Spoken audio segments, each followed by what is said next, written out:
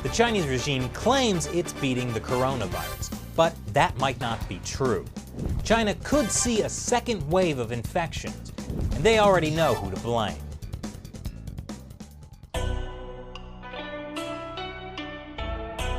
Welcome back to China Uncensored. I'm Chris Chappell. The coronavirus is now spreading across the globe, or as I'm now calling it, the CCP coronavirus. That's because it wouldn't be spreading across the globe if the CCP, the Chinese Communist Party, hadn't covered it up for 6 weeks starting in early December. The CCP's incompetence endangered the world. But that article is more than a month old now. The new narrative we're all supposed to believe is that the Chinese Communist Party is winning the battle against the coronavirus in China. That's why on March 10th, Chinese leader Xi Jinping visited Wuhan, the epicenter of the outbreak. This footage was broadcast on Chinese state television and also pushed to Western media outlets like Reuters, who repeated the same propaganda. His arrival in the city where coronavirus is understood to have taken hold late last year could suggest China is about to declare victory in the battle. Wow, Xi Jinping must be really confident that the virus has been defeated.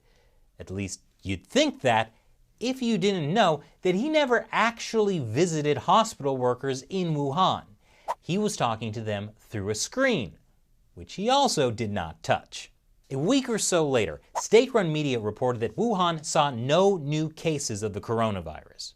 This is important news. It supports the Chinese Communist Party's propaganda narrative that they have defeated the coronavirus. And this allows them to position themselves as the global leader in helping other countries fight the pandemic. State-run China Daily has even created an official website dedicated to misinforming the public about how to fight the coronavirus the Chinese way. And guess what?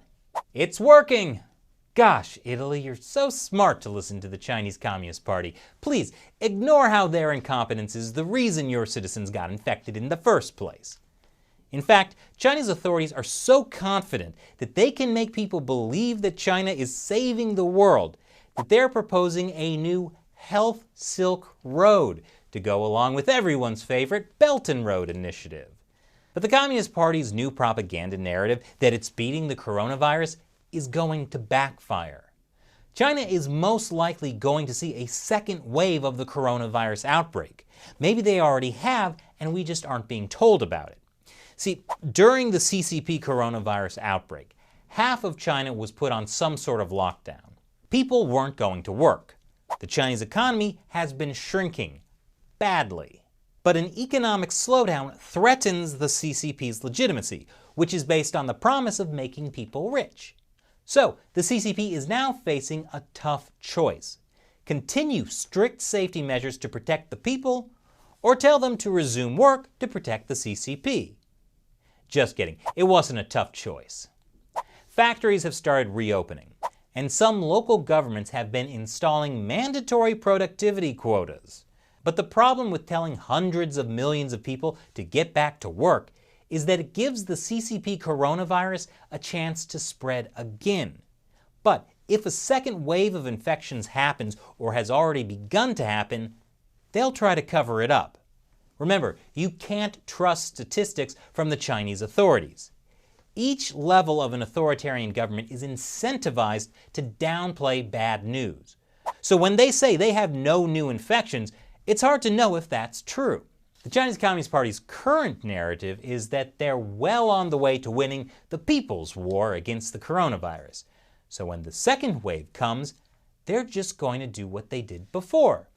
Cover it up, and arrest doctors, and silence whistleblowers.